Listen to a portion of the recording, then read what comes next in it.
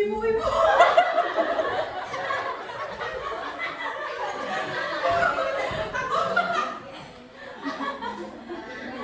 Setelah ibu mengecek kehadiran, ibu mau mengajak kalian berdoa bersama ya. Ibu mau ketua kelas yang memimpin doa. Baik, Revan sebagai ketua kelas harus memimpin doa. Baik Ibu. Teman-teman semua, karena kita akan mulai pelajaran, maka kita mulai dengan berdoa terlebih dahulu. Berdoa menurut kepercayaan masing-masing dimulai.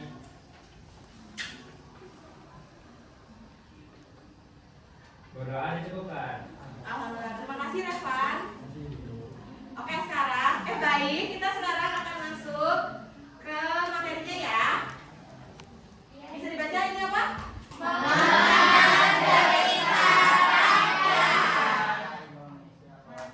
Di sini ibu mau nyampain sekarang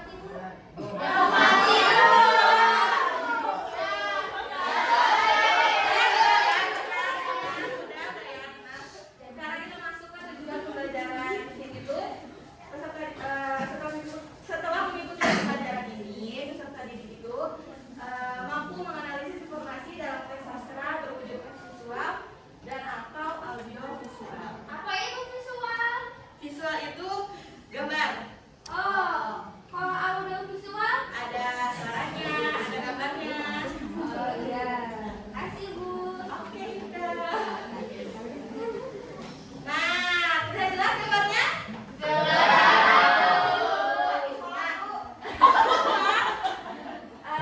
Ada apa aja nih?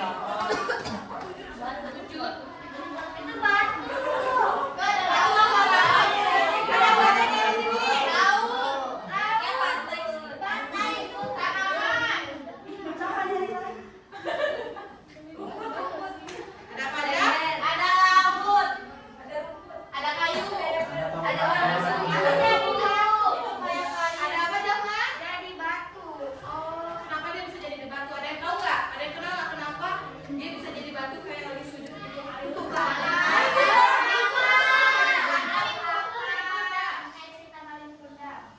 Mesya pernah dengar di mana cerita Malin Kundang? Pernah dengar dari ibu aku pernah cerita. Malin Kundang.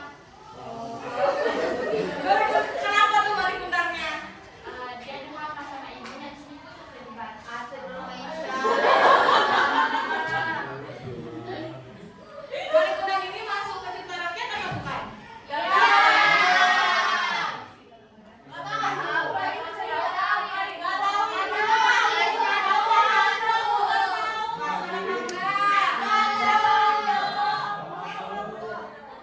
Masuk atau enggak?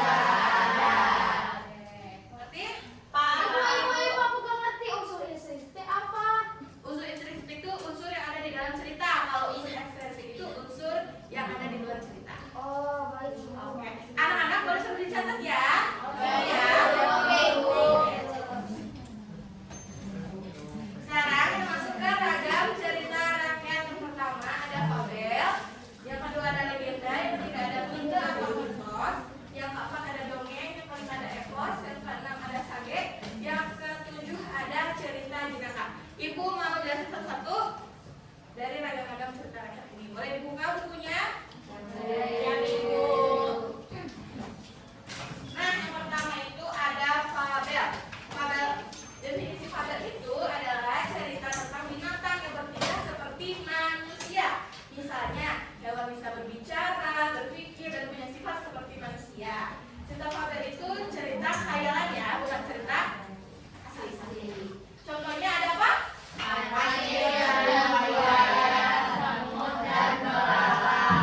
Pernah nonton? Yang film Si Kancil? Mesya tuh emang suka nonton ya dari tadi ibu lihat-lihat. Boleh ya, jangan gitu ya. Nggak boleh ya. Berarti kan juga 17 plus. Udah ya, ibu mau jelasin dulu. Boleh tenang? Fokus ke ibu lagi. Sekarang ibu mau jelasin legenda. Definisi legenda adalah cerita rakyat dari zaman dulu yang dianggap benar-benar pernah terjadi. Biasanya cerita ini berhubungan dengan sejarah atau asal-usul suatu tempat seperti gunung, danau, atau nama daerah. Contohnya, ayo baca.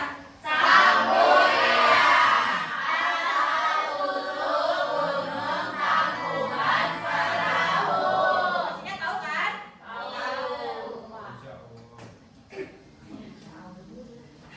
Selanjutnya kita masuk ke mito atau mitos. Di sini definisinya, mitos adalah cerita zaman dulu tentang dewa atau pahlawan yang dipercaya benar-benar terjadi oleh masyarakat.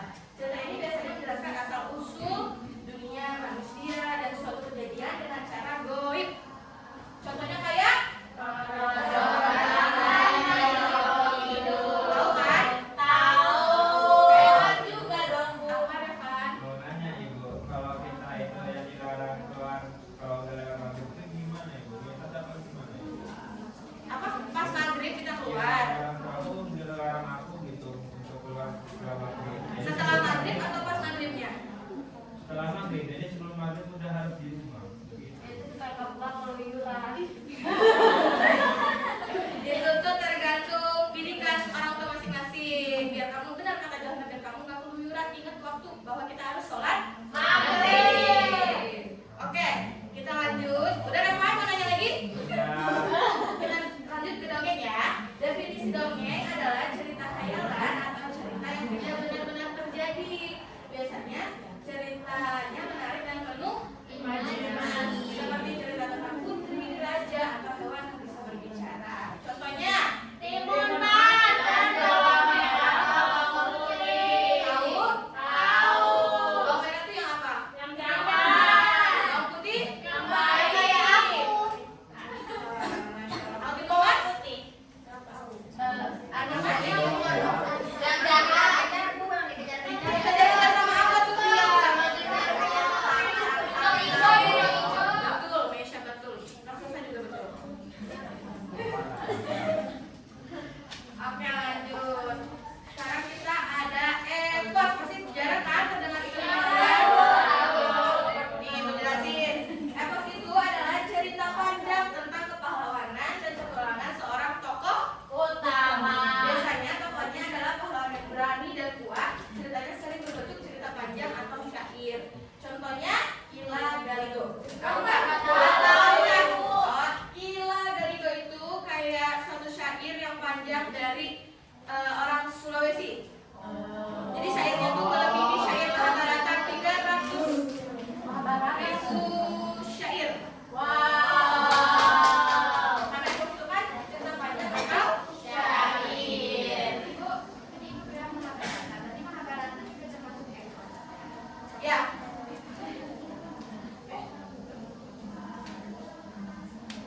Iya betul. Kita lanjut. Ayo.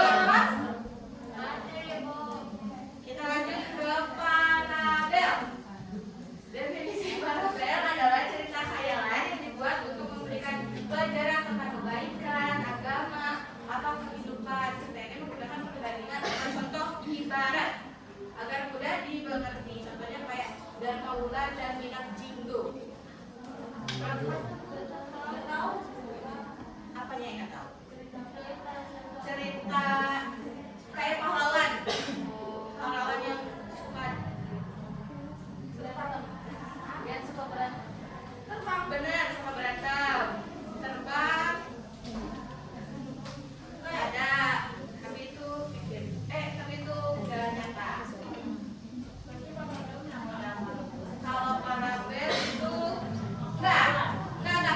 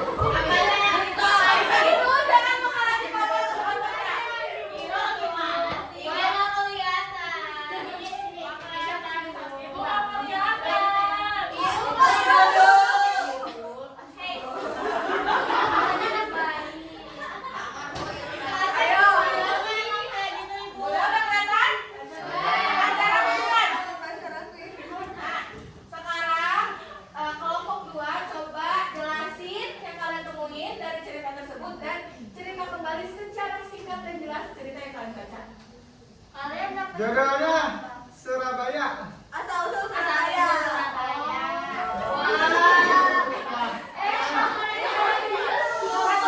Satu orang jelasin. Oke, Misha. Jadi judulnya itu asal-usul Surabaya. Itu temanya tentang perselisihan dan perebutan wilayah. Itu tuh ada tokohnya itu ada hiu namanya Sura sama buaya namanya Baja. Mereka itu mereka itu merebutin wilayah. Sura itu sebenarnya di laut dan buaya itu di sungai sama darat. Tapi si Sura itu melanggar janji. Dia malah ngambil ikan di sungai. Kayak dia merasa sungai juga rasanya asin kayak laut, berarti ini wilayah aku. Dan kayak sama buaya tuh dibilang, tapi kan kita udah janji, udah bagi wilayah. Terus mereka kayak berantem gitulah pokoknya. Tuh jadi suasananya tegang dan mencekam. Terus akhirnya mereka berdua berantem terus sampai di daerah itu tuh jadi merah karena darah sungai. Sungainya berubah menjadi merah karena darah. Terus pertempuran itu jadi membekas di hati masyarakat untuk mengenang keberanian cobatnya wilayah pertempuran itu dinamakan Surabaya. Makanya wilayah Surabaya itu ada kayak ikoniknya itu patungnya buaya sama hiu-hiunya itu lagi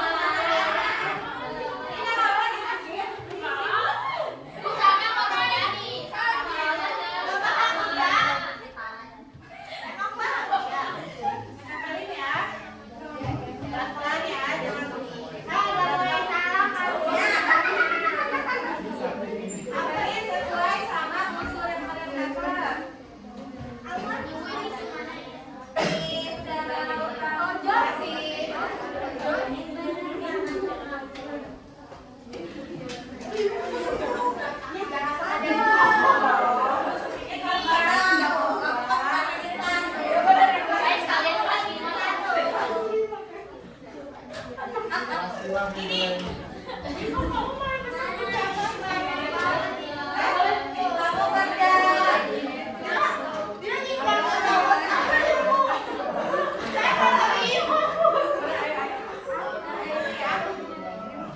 mereka mau nyari, Bu.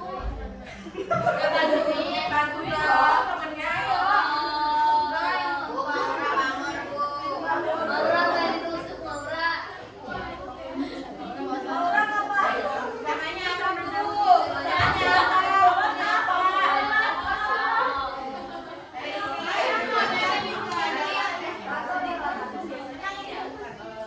Sekali ya. Ada rajanya nggak sih? Lama ya, lama.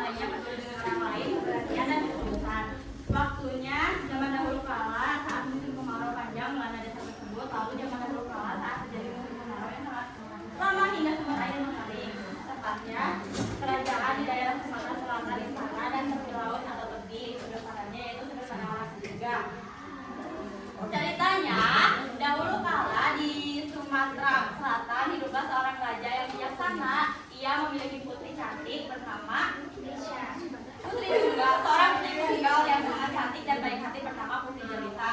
Namun ia sering dikenal sebagai Putri Kemarau karena di negeri tersebut dilanda kekeringan yang sangat dahsyat sehingga sungai-sungai mengering, tanaman mati dan rakyat mulai kelaparan. Sang raja merasa sangat sedih melihat penderitaan rakyat berbagai upaya telah dilakukan namun hujan tak turun. Lalu sang raja pergi ke peramal dan peramal memberikan solusi bahwa solusinya tuh ada di mimpi seorang putrinya. Lalu sepulang dari peramal, raja bertanya kepada sang putri tentang mimpi tersebut. Lalu sang putri tertidur lelah dan bermimpi bahwa di mimpinya itu ada seorang wanita cantik, padahal itu ibunya yang sudah lama tiada. Terus dia menyampaikan bahwa harus ada seseorang yang mencebur ke laut. Lalu setelah bangun dari mimpinya, sang putri bergegas menemui ayahnya untuk menceritakan mimpinya tersebut. Lalu ayahnya memberitahu ke semua warga bahwa harus ada yang dikorbankan, yaitu diceburkan ke laut. Namun sang warga menolak, aku tidak mau diceburkan, pokoknya semua warga tuh gak mau diceburkan ke laut. Terus sang putri dengan baik hati dan sukarela dia menceburkan dirinya ke laut atas perizinan ayahnya, meskipun ayahnya tidak setuju bahwa putrinya yang jadi korban. Namun keajaiban datang karena putri yang tulus dan baik hati. Sang putri kembali dengan selamat dan hujan pun turun sehingga kekeringan pun hilang.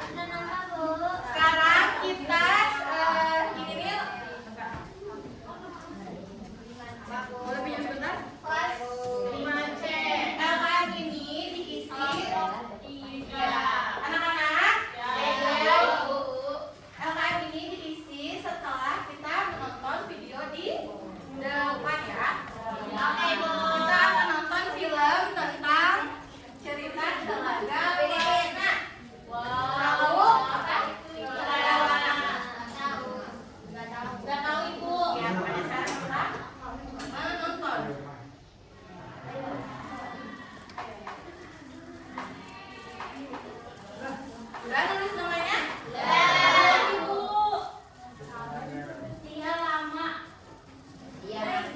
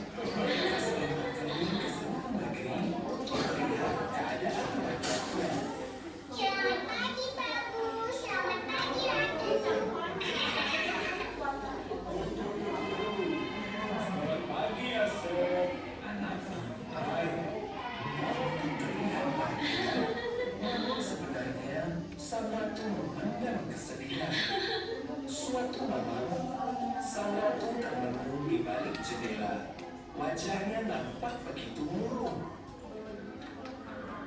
Istriku, kau belum tidur? Oh, belum Kakanda. Apa yang membuatmu murung, istriku? Kenapa kita belum juga diberi ngomongan? Dan sudah lama lagi kita menunggu. Aku sudah putus asa, Kanda.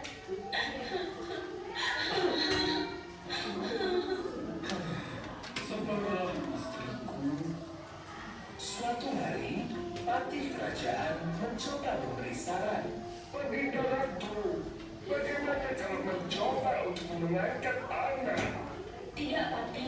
Aku ingin anakku sendiri. Tidak tega melihat istrinya terus berminggu dan bersedih. Sang Prabu pergi menuju ke tengah hutan yang lambat dan gelap. Di dalam hutan, ia bersemedi untuk memohon petunjuk kepada Sang Kuasa. Ia terus berdoa agar lekas diberi keturunan. Ia pantang menyerah untuk terus berdoa. Akhirnya, ia merasa doanya akan dikabulkan oleh Sang Kuasa.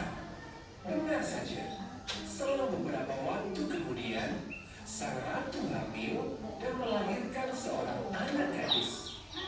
Bayi yang cantik itu diberi nama Gilang Rukmini. Baginda Ratu sungguh sangat senang bertemu dengan para rakyatnya. Tidak terasa, waktu cepat berlalu. Gilang Rukmini tumbuh menjadi gadis yang cantik. Sayangnya, Gilang Rukmini tumbuh menjadi anak yang manja. Ayah, lihat hewan mengemaskan itu. Aku mau itu satu. Tapi kita sudah punya 20 ekor. Nah, pokoknya aku mau itu. Baiklah. Sang ratu selalu menuruti keinginan anaknya itu, mengingat ia anak satu-satunya. Walaupun manja, namun semua itu melayaninya.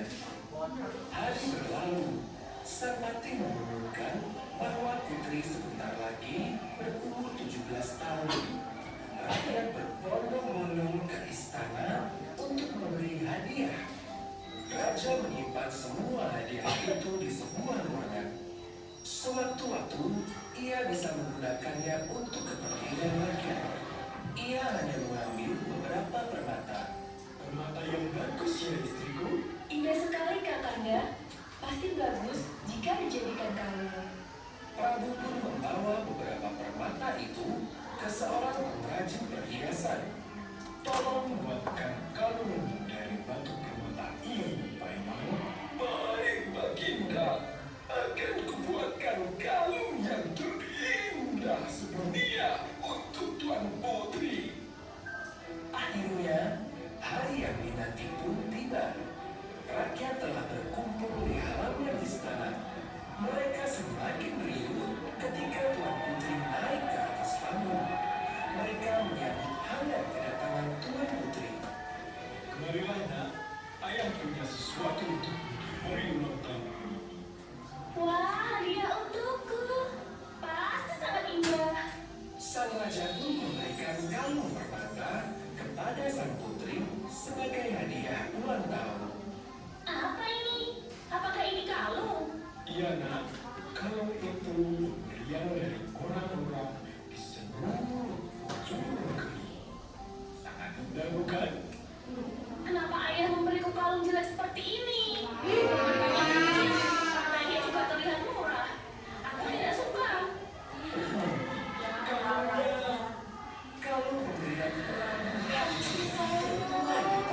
pemberian perbuatan putri yang kalung itu sangat menyakitkan semua orang, terutama sang ratu. Ia merasa begitu kecewa melihat putrinya tersebut. Air mata pun menetes dari matanya. Melihat ratu menangis, seluruh rakyat turut menangis. Air mata mereka membanjiri istana. Bumi seakan ikut menangis.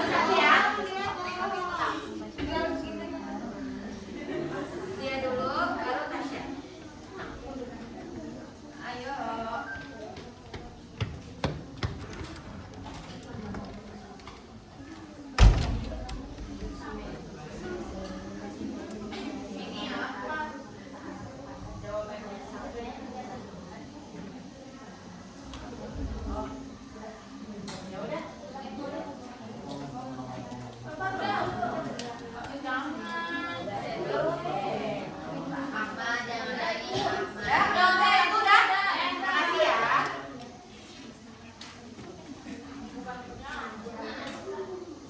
Punya aku.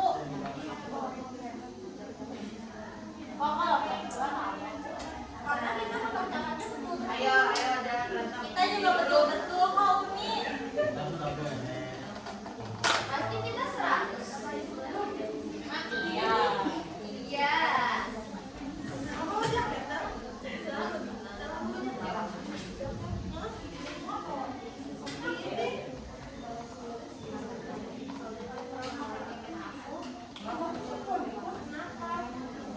Nanti FBN kita ada ya.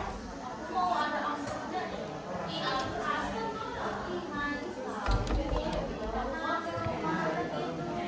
Soalnya anggurnya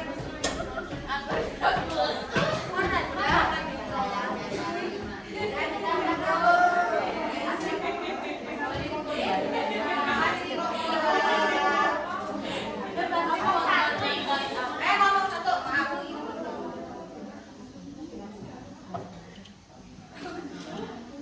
Oke, sekarang karena udah selesai ngerjain LKM-nya, sekarang kita ngerjain gambar evaluasi. Kerjanya itu individu ya. Ya. Kenapa nih, Bu? Boleh nyontek. Gak boleh, kita harus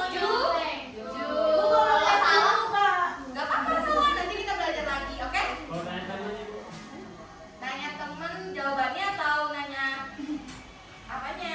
Kalau jawabannya berarti kamu tidak jujur, kamu menyontek. Ya. Ibu boleh diskusi, tapi nggak boleh nanya jawaban. Ini makasih ya.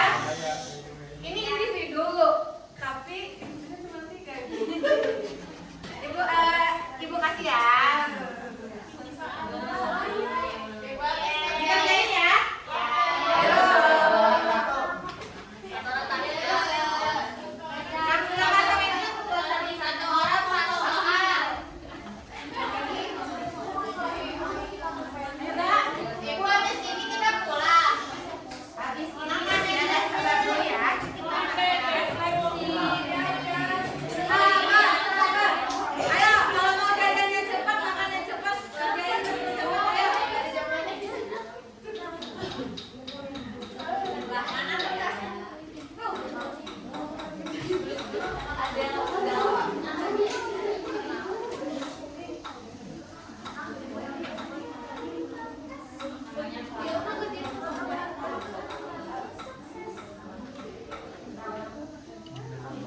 Ayo kerjain. Kok kalian nggak bawa pulpen sebagai? Kalian lucu ya sih. Soalnya Ya, kerjain dulu. Jangan ribut, kerjainnya jangan ribut.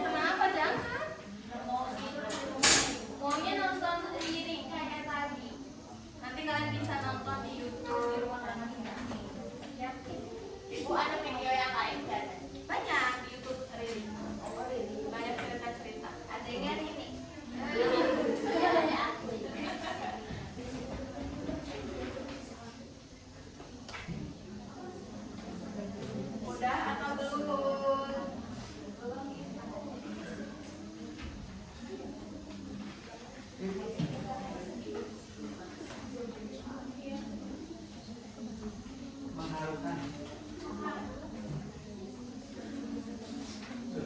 Patah. Jadi batu.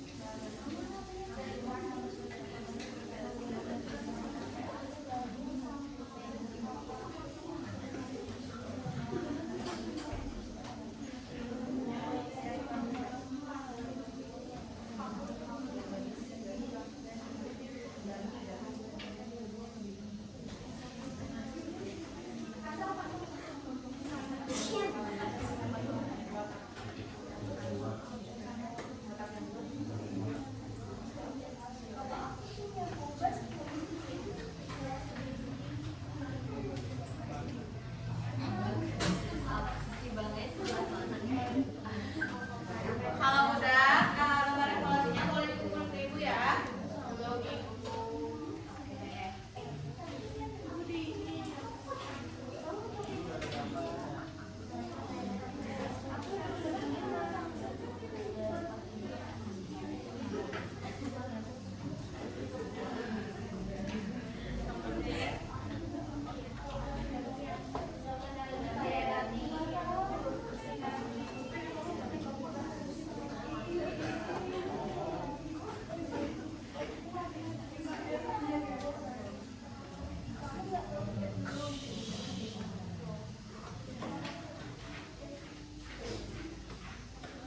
Udah Bu, ke satu.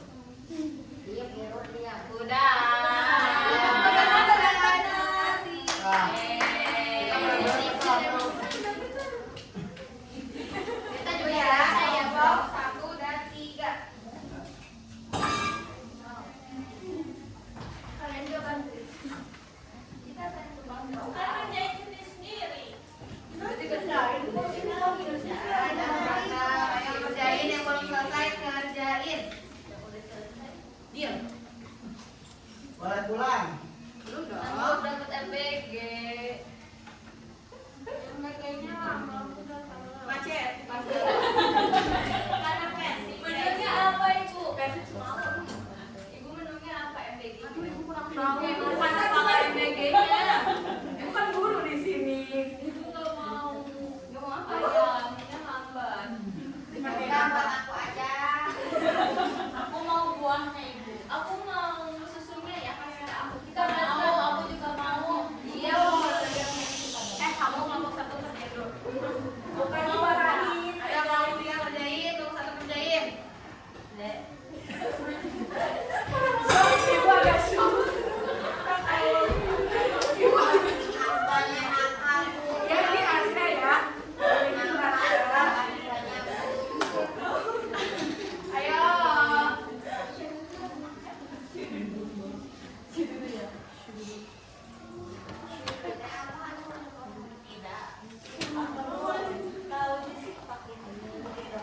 Ini kamu punya TikTok.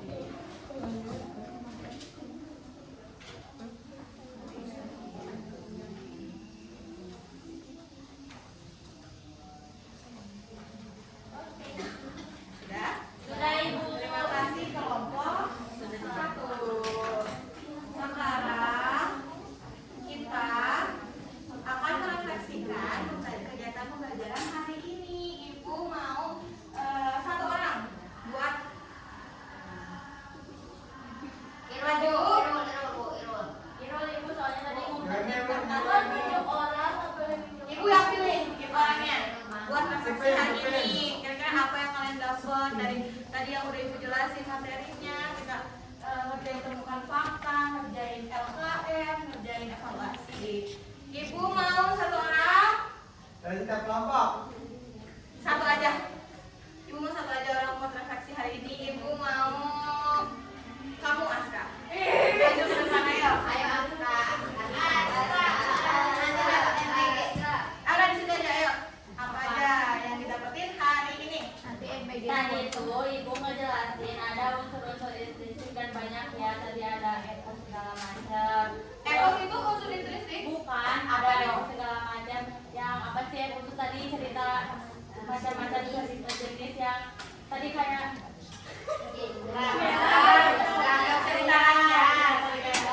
terus tadi ada unsur intrinsik sama ekstrinsik. Kalau ekstrinsik itu kan nilai-nilai, kalau intrinsik itu yang ada di depan itu yaitu tema, tokoh, suasana, nilai-nilai, waktu, tempat, dan juga sudut pandang. Terus juga tadi kita dikasih cerita ya, dan disuruh ke depan buat nyari unsur-unsur intrinsik tersebut dan dikasih lebih ke sana. Terus habis itu kita tadi disuruh menonton, disuruh menceritakan kembali apa yang sudah kita baca sebelumnya. Setelah itu kita disuruh nonton semuanya yang kiri tadi telaga warna. Setelah itu kita disuruh menjawab di kertas LKM. Yang lain dengerin Aska ya. Dia ngobrol ibu. Dia Tasya dengerin Aska. Ayo lagi Aska. Habis itu kita tadi yang terakhir disuruh ngerjain evaluasi yang isinya PG dan juga